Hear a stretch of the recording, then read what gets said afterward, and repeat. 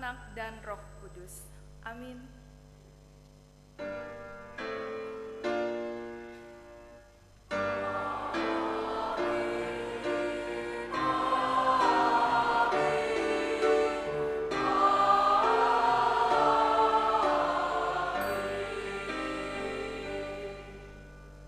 Salam dalam kasih Tuhan kita Yesus Kristus bagi saudara-saudara. Tuhan beserta saudara.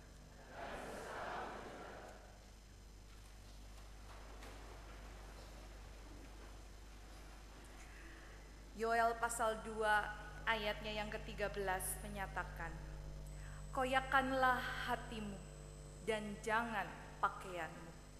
Berbaliklah kepada Tuhan Allahmu, sebab Ia pengasih dan penyayang, panjang sabar dan berlimpah kasih setia.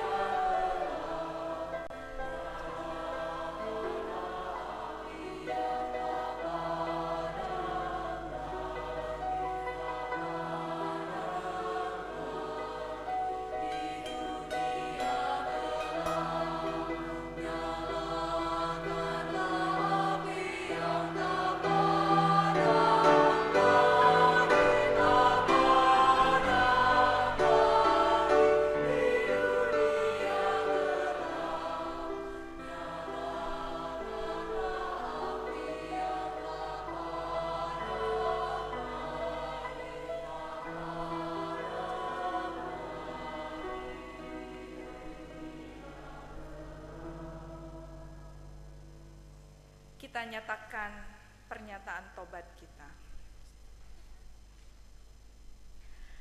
Sebab seperti sebutir debu dalam neraca, demikian seluruh jagat raya di hadapanmu, atau bagaikan setetes embun pagi yang jatuh ke bumi.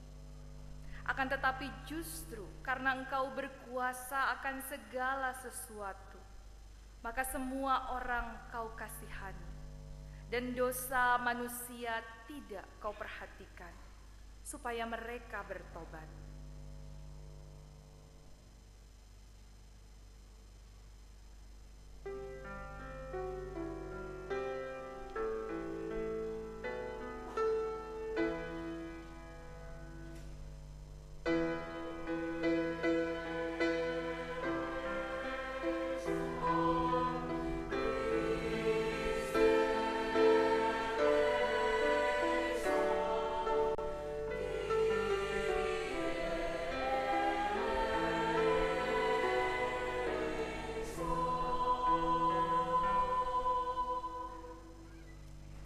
Sebab Engkau mengasihi segala yang ada, dan Engkau tidak benci kepada barang apapun yang telah Kau buat.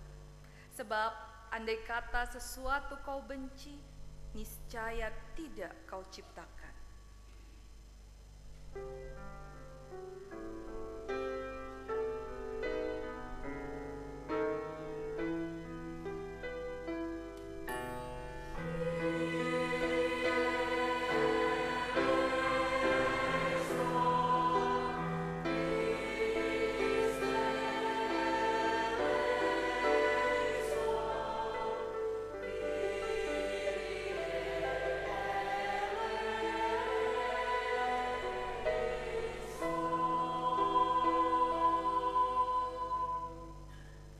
Bagaimana sesuatu dapat bertahan jika tidak Kau kehendaki? Atau bagaimana dapat tetap terpelihara kalau tidak Kau panggil?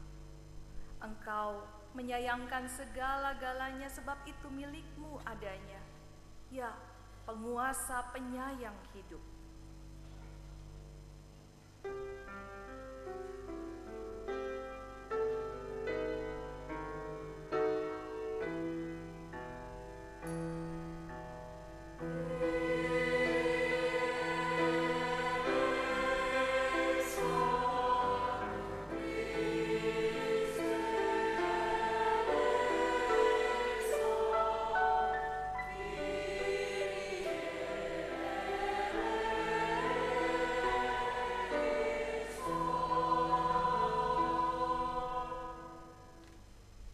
Marilah kita berdiri, bersama-sama kita bacakan tekad tobat kita yang terambil dari Mazmur 51 ayatnya yang ke-12.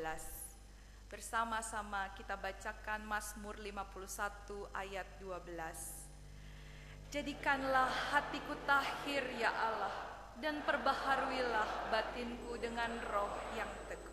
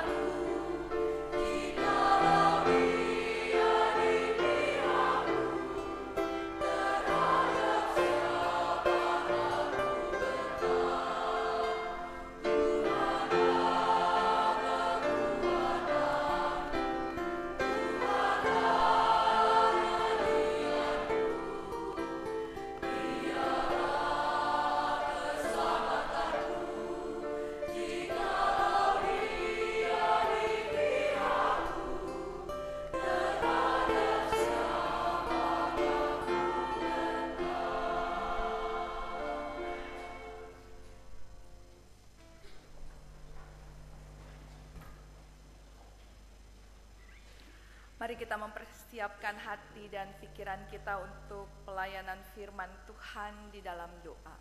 Kita berdoa. Ketika kami mengawali masa prapaskah kami rindu mengawalinya di dalam mata yang tertuju pada kasih setia Tuhan. Karena itu kami rindu hati kami juga sepenuhnya diarahkan hanya pada belas kasihan Tuhan.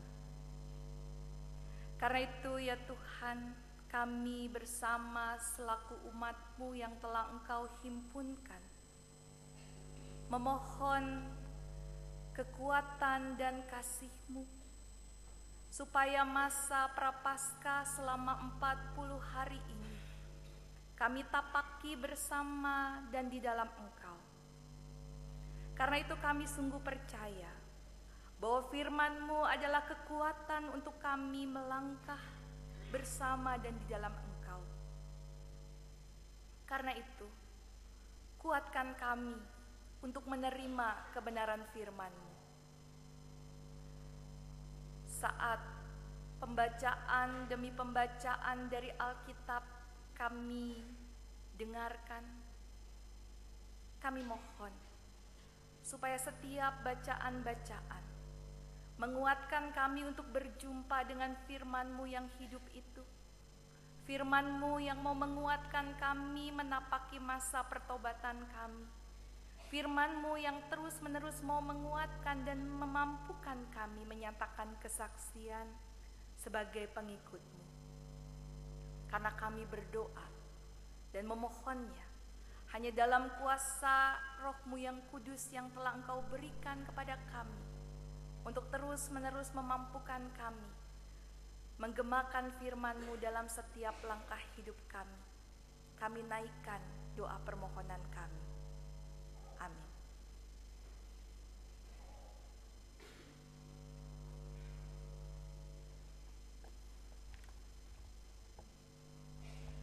Yuel 2 ayat 1 dan 2 dilanjutkan ayat 12 sampai dengan 17.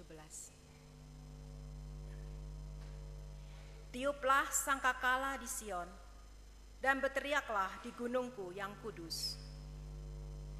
Biarlah gemetar seluruh penduduk negeri, sebab hari Tuhan datang. Sebab hari itu sudah dekat. Suatu hari gelap gulita dan kelam kabut.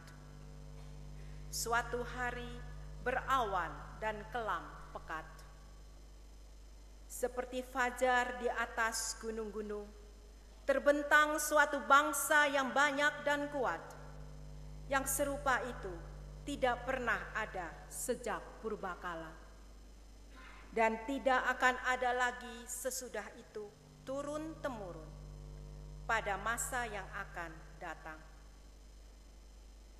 Tetapi sekarang juga demikianlah firman Tuhan.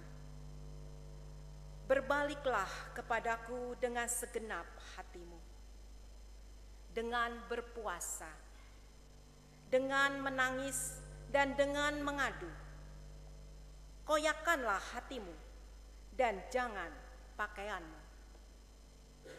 Berbaliklah kepada Tuhan Allahmu, sebab Ia pengasih dan penyayang, panjang sabar, dan berlimpah kasih setia, dan Ia menyesal karena hukumannya.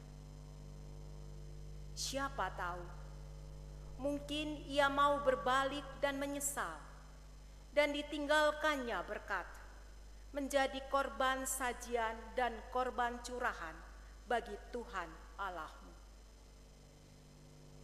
Tiuplah sangkakala di Sion, adakanlah puasa yang kudus, maklumkanlah perkumpulan raya, kumpulkanlah bangsa ini, kuduskanlah jemaah, himpunkanlah orang-orang yang tua, kumpulkanlah anak-anak, bahkan anak-anak yang menyusu. Baiklah pengantin laki-laki keluar dari kamarnya dan pengantin perempuan dari kamar tidurnya. Baiklah para imam, pelayan-pelayan Tuhan, menangis di antara balai depan dan mezbah dan berkata, "Sayangilah ya Tuhan umat-Mu, dan janganlah biarkan milikmu sendiri menjadi celah, sehingga bangsa-bangsa menyindir kepada mereka. Mengapa orang berkata di antara bangsa, di mana Allah mereka?" Demikianlah firman Tuhan.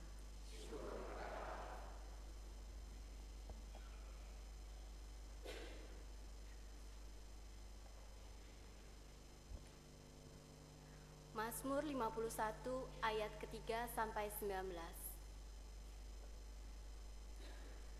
Kasihanilah aku ya Allah, menurut kasih setiamu.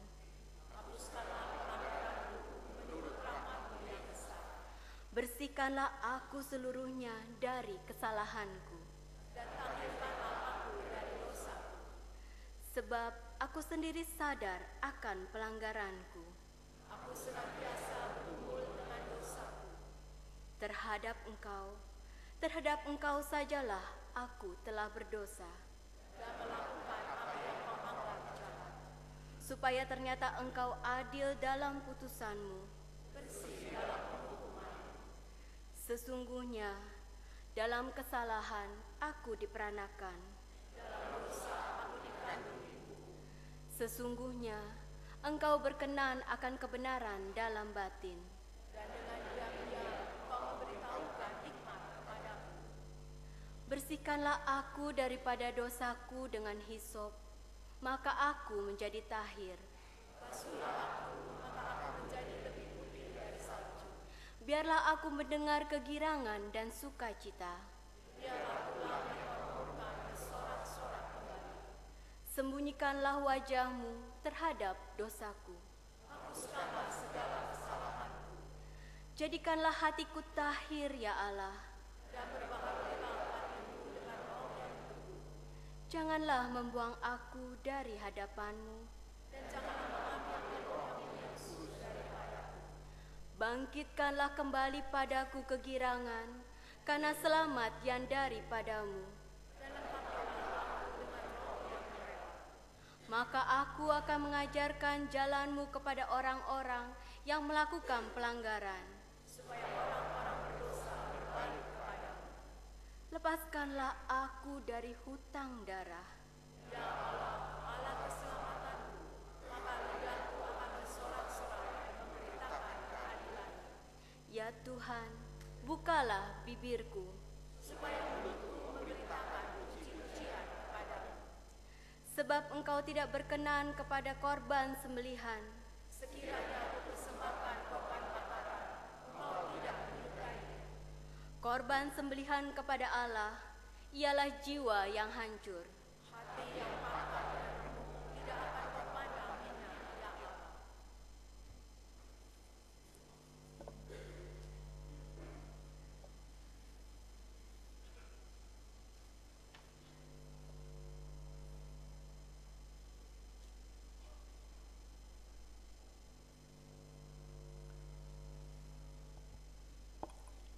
Korintus pasal 5 ayat 20b sampai dengan pasal 6 ayat 10.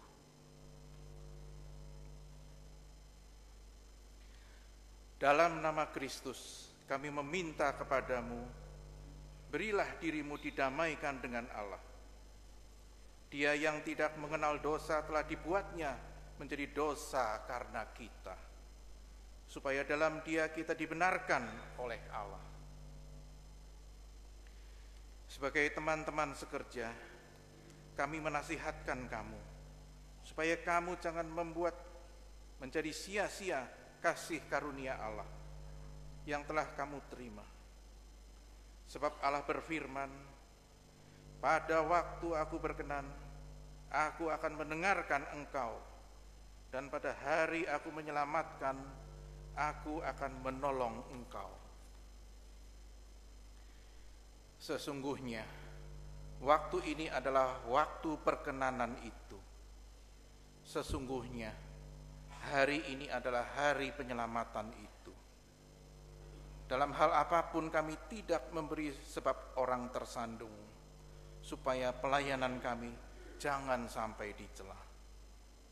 Sebaliknya, dalam segala hal kami menunjukkan bahwa kami adalah pelayan Allah, yaitu dalam menahan dengan penuh kesabaran dalam penderitaan, kesesakan, dan kesukaran, dalam menanggung dera, dalam penjara dan kerusuhan, dalam berjerih payah, dalam berjaga-jaga dan berpuasa, dalam kemurnian hati, pengetahuan, kesabaran, dan kemurahan hati, dalam Roh Kudus dan kasih yang tidak munafik, dalam pemberitaan kebenaran dan kekuasaan Allah, dengan menggunakan senjata-senjata keadilan untuk menyerang ataupun untuk membela ketika dihormati dan ketika dihina, ketika diumpat atau ketika dipuji, ketika dianggap sebagai penipu namun dipercayai,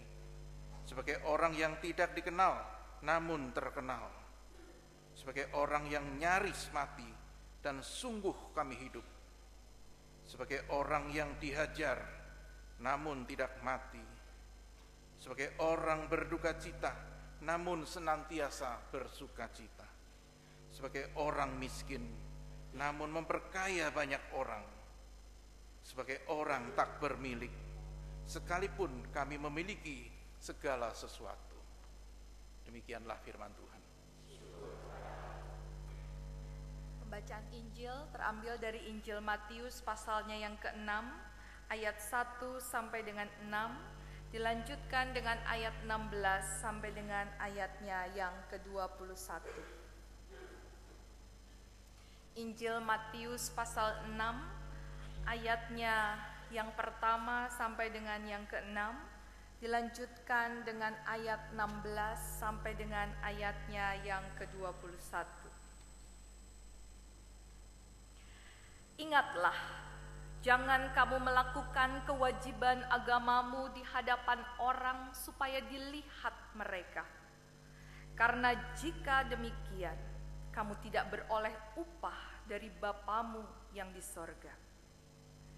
Jadi, apabila engkau memberi sedekah, janganlah engkau mencanangkan hal itu, seperti yang dilakukan orang munafik di rumah-rumah ibadat dan di lorong-lorong, supaya mereka dipuji orang. Aku berkata kepadamu, sesungguhnya mereka sudah mendapat upahnya.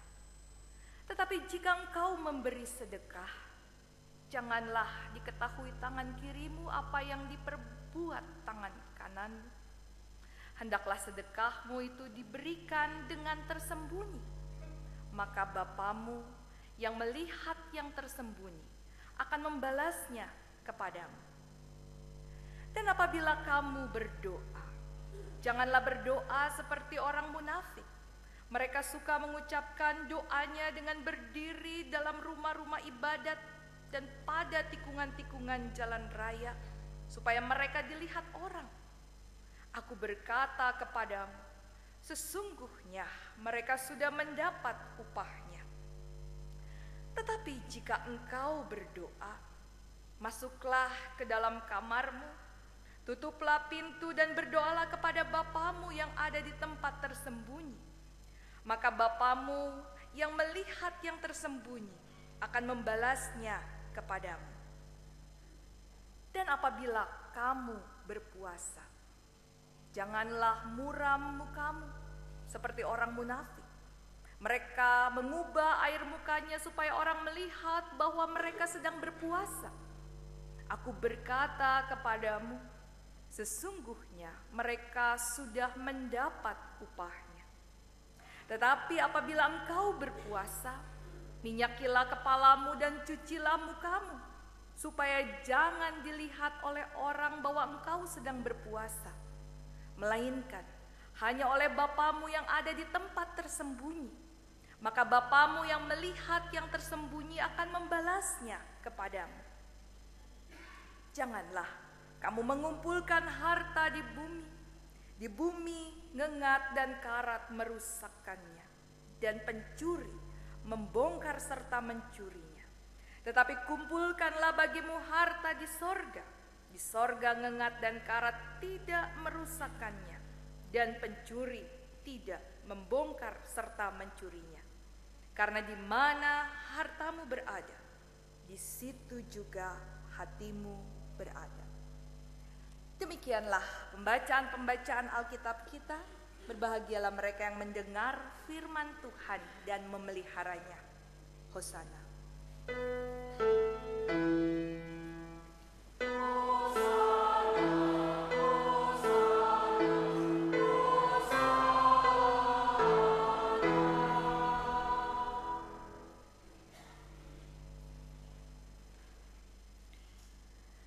Di Inggris ada sebuah katedral yang bernama Katedral Santo Mikael di kota Coventry, yang dibangun sekitar abad ke-14 Masehi.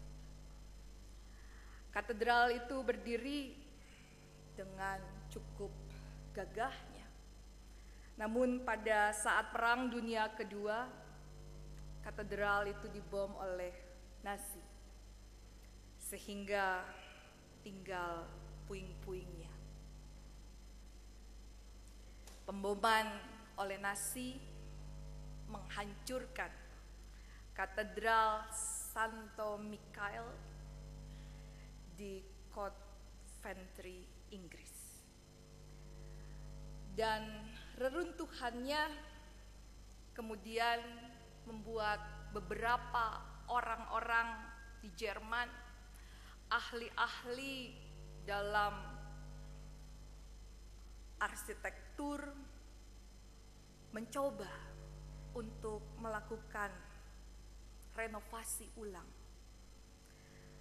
Tapi akhirnya kelompok orang-orang itu memutuskan untuk membiarkan puing-puing Katedral Santo Mikael tetap menjadi reruntuhan, tetapi di sebelahnya dibangun sebuah katedral yang baru.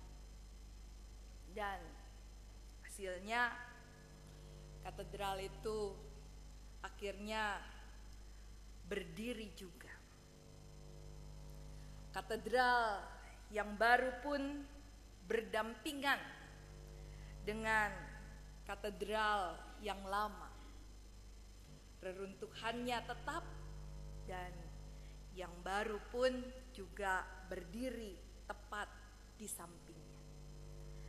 Katedral Coventry yang dulu dan sekarang itu katedral yang baru dibangun sebagai tindakan penyesalan atas kehancuran yang telah dilakukan oleh rekan sebangsanya. Katedral yang lama dibiarkan sebagai reruntuhan, sebagai bayangan dari katedral yang baru. Katedral baru yang dibangun di samping reruntuhan itu menjadi bangunan yang menyatakan sebuah simbol yang menggambarkan tindakan tidak manusiawi dan tindakan kuasa pengampunan dan perdamaian. Dan yang kita lihat bersama dalam tayangan merupakan gambar dari dua katedral, yang lama dan yang baru. Tapi yang baru itu membutuhkan waktu 6 tahun pembangunannya. Digagas mulai pembangunan tanggal 23 Maret 1956 dan baru selesai tanggal 25 Mei 1962. Yang menarik, dalam katedral Coventry ini dinyatakan dengan sebuah patung perdamaian. Patung perdamaian itu diletakkan di dalam katedral yang lama. sebuah patung yang bisa disaksikan oleh siapa saja yang akan datang, yang mau melihat bagaimana reruntuhan katedral Coventry dan melihat bagaimana bangunan katedral yang baru. Patung perdamaian, kalau bisa ditampilkan patung perdamaian yang ditaruh di tengah-tengah dari reruntuhan katedral Coventry yang lama, sebuah simbol dari pengampunan dan perdamaian, pengampunan sejati, menyingkirkan penghalang yang diciptakan oleh kemarahan, serta membuka pintu menuju pemulihan kepercayaan. Demikian yang dinyatakan oleh seorang Gary Chapman ketika mau melihat sebuah bentuk perdamaian. Nah, Bapak Ibu, saudara-saudari yang dikasihi oleh Tuhan kita Yesus Kristus, sampai sekarang katedral Coventry menjadi simbol bahwa pernah ada tindakan tidak manusiawi, kebencian yang luar biasa, permusuhan yang begitu mendalam. Tetapi juga katedral Coventry menjadi simbol bahwa adanya sebuah pengampunan, adanya sebuah perdamaian. Nah, karena itu pada hari Rabu ini, ketika kita akan mulai masa prapaskah kita, masa puasa dan tobat kita, kita mau melihat sebuah nasihat yang ditegaskan oleh Rasul Paulus dalam pembacaan kedua dari surat 2 Korintus pasalnya yang kelima, di ayat yang ke-20 bagian B, ketika Rasul Paulus berkata, dalam nama Kristus kami meminta kepadamu, berilah dirimu didamaikan dengan Allah. Pernyataan Rasul Paulus ini bukan berarti mau menunjukkan bahwa jemaat di Korintus sedang bermusuhan dengan Tuhan, bukan. Karena memang umat di Korintus memang tidak bermusuhan dengan Tuhan. Tetapi nasihat Paulus yang keras ini dan sungguh-sungguh ini meminta agar umat memberi diri didamaikan dengan Allah. Sebuah seruan yang mau mempertanyakan bahwa ada yang harus didamaikan dengan Allah. Sebuah perilaku hidup yang tidak berpadanan dengan kehendak Allah. Itulah tindakan yang menjadi batu sandungan bagi orang lain. Dan ini yang merupakan seruan Rasul Paulus kepada jemaat di Korintus yang juga mau digemakan ketika kita mengawali masa prapaskah kita. Kita bersama diingatkan untuk memberi diri kita didamaikan dengan Allah. Berarti kita mau memberi diri supaya kita tidak menjadi batu sandungan bagi orang lain. Rasul Paulus memaparkan dalam bacaan kedua tadi bagaimana godaan-godaan yang dapat saja membuat kita menjadi batu sandungan. Karena itu Rasul Paulus menantang jemaat Korintus untuk melihat teladan yang sudah dia nyatakan. Dan bersama dengan itu pembacaan Injil kita pada hari ini bagaimana juga Yesus mengajak para muridnya, betapa Yesus memberikan sebuah penegasan kepada para pengikutnya tentang praktek hidup keagamaan yang seharusnya dilakukan sebagai tindakan yang bermakna dan menumbuhkan iman. Setidaknya 3 praktek keagamaan yang Yesus tegaskan dalam pembacaan Injil soal sedekah, doa, dan puasa. Kepada para muridnya, Yesus menegaskan agar ketiga praktek agama ini soal sedekah, doa, dan puasa yang sangat riskan untuk menjadi batu sandungan, ini mau dilakukan dengan sebuah niatan yang lurus, yaitu dengan padanya. Karena itu Yesus menegaskan, ingatlah, jangan kamu melakukan kewajiban agamamu di hadapan orang supaya dilihat mereka. Inilah ajakan Yesus supaya praktek hidup keagamaan itu dapat bermakna dan menumbuhkan iman. Karena itu Bapak Ibu saudara-saudari yang dikasihi oleh Tuhan kita Yesus Kristus, ketika hari ini kita akan mengawali masa Prapaskah dengan sebuah tekad dan ikhtiar agar semua yang kita lakukan terarah pada Tuhan.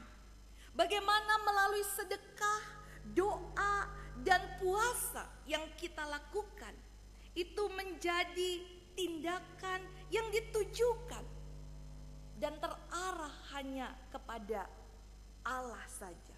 Karena itu ketika panitia Paskah mencoba menggumuli bagaimana masa Prapaskah ini boleh bersama-sama dinyatakan dengan sebuah aksi, program yang mau mendukung Lembaga Alkitab Indonesia dalam membagikan Alkitab di pelosok khususnya untuk anak-anak dan paket perpustakaan bagi anak-anak di pelosok bersamaan dengan pendidikan dari korban bencana Sinabung yang harus berhenti melanjutkan sekolah karena masalah Sinabung yang tidak juga usai-usai, menjadi tekad dari panitia Paskah untuk mengumpulkan persembahan yang mau kita bawa setiap minggunya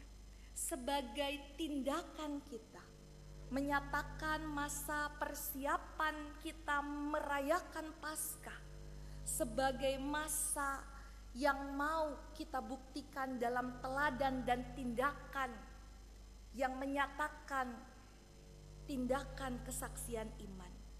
Karena itu selama 40 hari ini kita mau ikhtiarkan tindakan kebaikan dengan tanda yang kita mau nyatakan melalui tekad tobat kita. Karena itu ketika hari ini kita bersama mau ditegaskan, berilah dirimu didamaikan dengan Allah. Kita bersama-sama nanti saat simbolisasi abu, kita akan maju dan membiarkan tangan kita ditandai oleh abu. Sebagai tanda kita mohon kepada Tuhan supaya tangan kita dapat digunakan untuk segala yang baik. Sebagaimana yang kita ketahui bahwa dengan tangan kita bisa menyatakan kebaikan, tetapi dengan tangan kita juga bisa menyatakan keberdosaan. Justru tindakan yang mau kita lakukan pada malam hari ini mengawali masa Prapaskah kita dalam tekad supaya apa yang kita lakukan selama 40 hari ini menjadi tanda bahwa kita rindu Tuhan menguatkan kita menjadi alat-alat yang mau didamaikan dengan Allah, sehingga kita mau menyatakan tindakan-tindakan kebaikan karena kita memberi diri didamaikan oleh Allah. Karena itu biarlah saat kita nanti diberikan kesempatan bagi setiap kita yang rindu untuk memberi diri didamaikan dengan Allah dengan simbol abu yang kita tandai dan kita tapaki pada kain di dekat altar ini, menjadi kekuatan kita memohon kepada Tuhan bahwa kita rindu melalui masa Prapaskah kita mau nyatakan tekad dan ikhtiar bahwa kita mau mempersembahkan seutuhnya kehidupan kita untuk menjadi alat di tangan Tuhan menyatakan pendamaian. Biarlah kita bersama diteguhkan dan dikuatkan Tuhan untuk menjadi tanda pendamaian yang telah Tuhan nyatakan di dalam Yesus Kristus. Dan karena itu biarlah kalau sampai sekarang katedral Coventry tetap berdiri menjadi simbol perdamaian bangsa, bahkan juga benua, kita bersama juga memohon melalui masa prapaskah yang kita masuki ini untuk menjadi ikhtiar agar masa prapaskah ini dijalani dalam kekuatan dan tekad untuk mempersembahkan penyangkalan diri kita. Kita memohon belas kasih Tuhan dan biarlah kita juga diteguhkan untuk menjalani masa prapaskah ini dalam belas kasih Tuhan. Amin.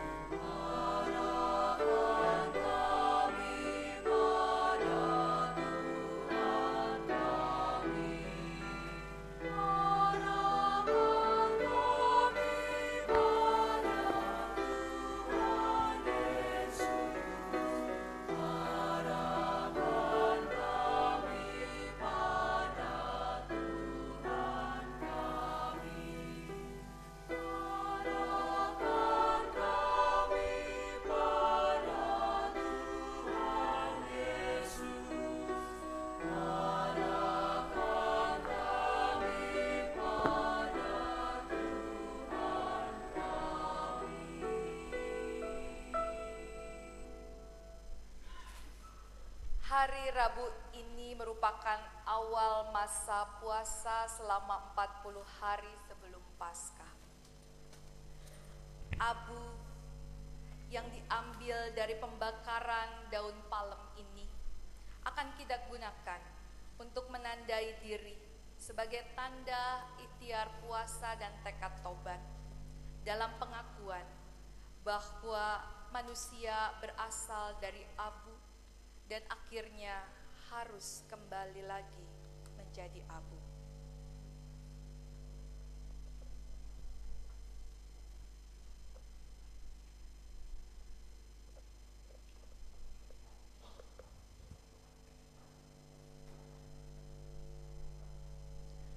Dalam kitab Imamat, abu adalah sesuatu yang kotor dan menjijikkan, dibuang bersama-sama dengan kotoran dari hewan kurban bakaran. Bahkan pemazmur juga mempertanyakan hakikat debu dengan berseru, dapatkah debu memuliakan dikau atau mewartakan kesetiaanmu? Segala yang ada dan indah pada akhirnya akan tiada dan menjadi abu. Abu mempertegas simbol kefanaan, suatu yang menyedihkan.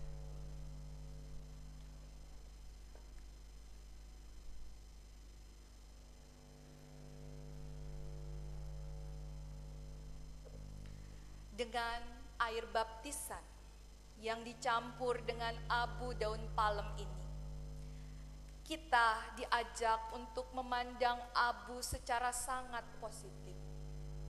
Bahwa dengan air baptisan bercampur dengan abu sebagai tanda mati terhadap dosa. Dengan demikian, saat kita menandai diri kita dengan abu yang telah bercampur air baptisan, kita satukan tekad kita untuk memulai masa pertobatan dengan menyatakan perubahan dalam terang firman Tuhan.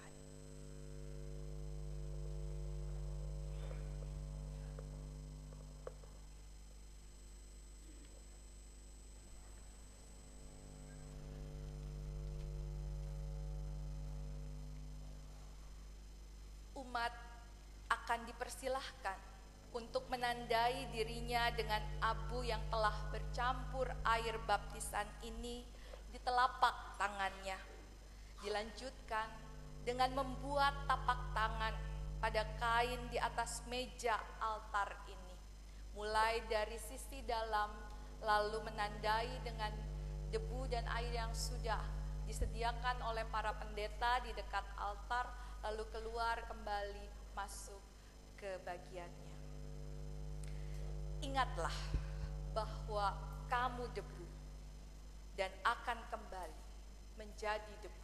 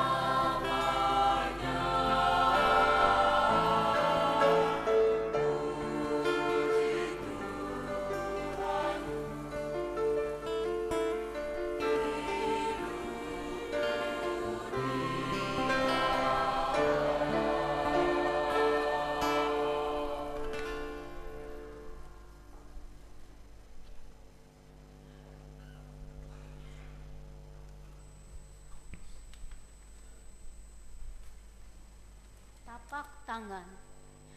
Aku telah membuat sebuah tapak tangan, suatu tanda suci, karena aku adalah gambar Allah, sebuah gambar yang mengemban tugas ilahi.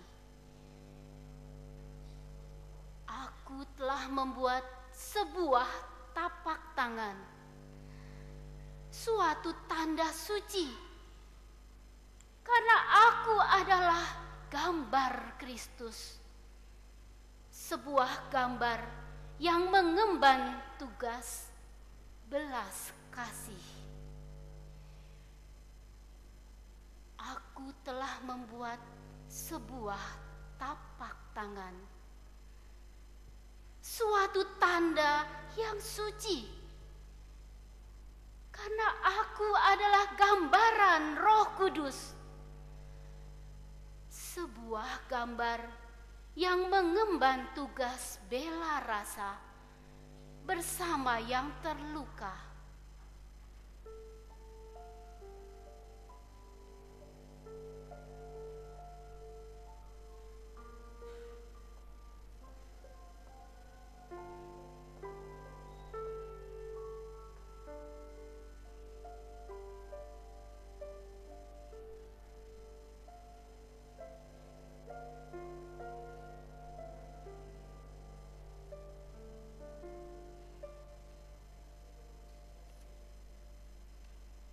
Kita telah membuat tapak-tapak tangan kita sebagai tanda-tanda suci, karena tangan yang ilahi telah membentuk kita, menciptakan kita, menopang kita, menyembuhkan kita, menderita bersama kita, mengundang kita masuk dalam sukacita dan membebaskan kita.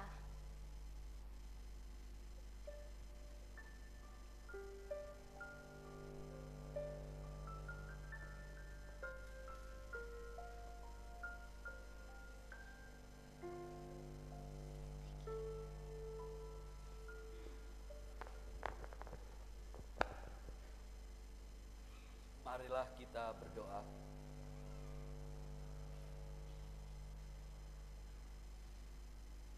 Tuhan, kuatkan kami berjuang melawan godaan si jahat. Tatkala kami akan memasuki masa prapaskah ini, dalam kemurahan-Mu kami mohonkan doa kami.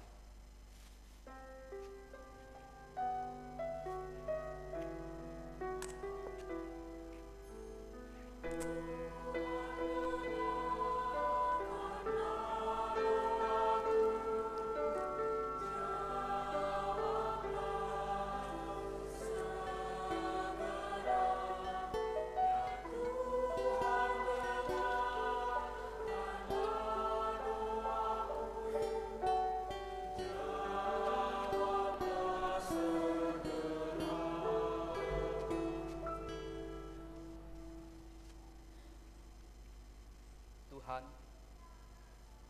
teguhkanlah tekad kami dalam berpuasa, berpantang dan menyangkal diri. Dalam kemurahan-Mu, kami mohonkan doa kami.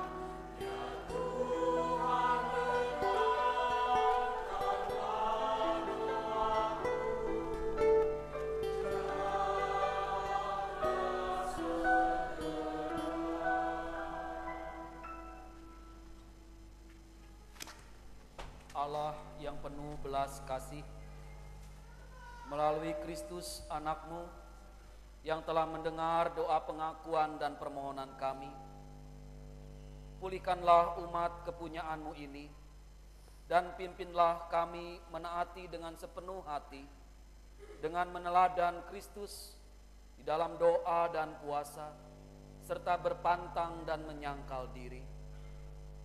Dalam kemurahan-Mu, kami mohonkan doa kami.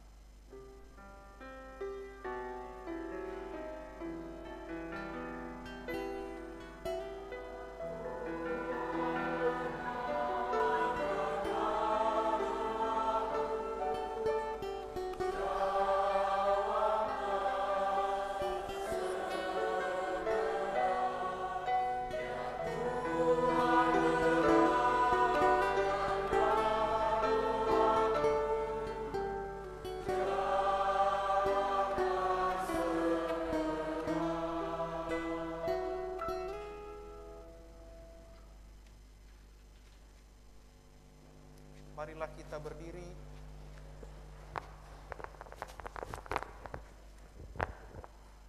Umat Tuhan, marilah kita berpuasa dari egoisme, kesombongan, iri hati, dan amarah.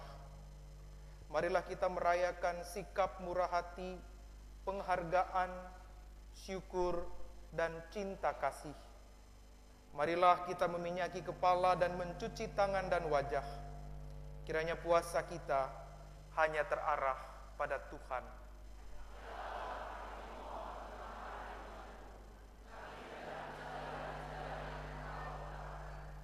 Ya Kristus, pimpinlah kami berpuasa, berpantang dan menyangkal diri untuk menjadi dekat dan bersatu dengan Dikau.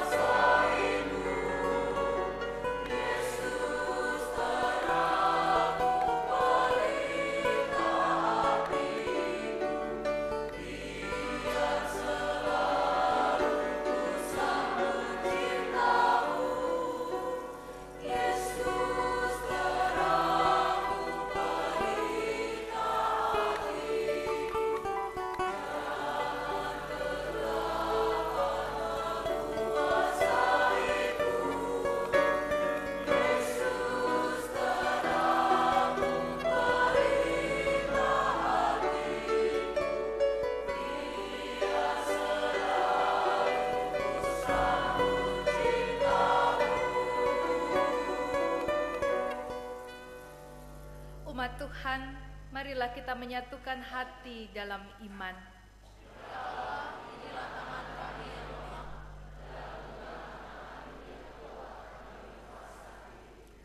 Marilah kita nyatakan dua pertobatan kita.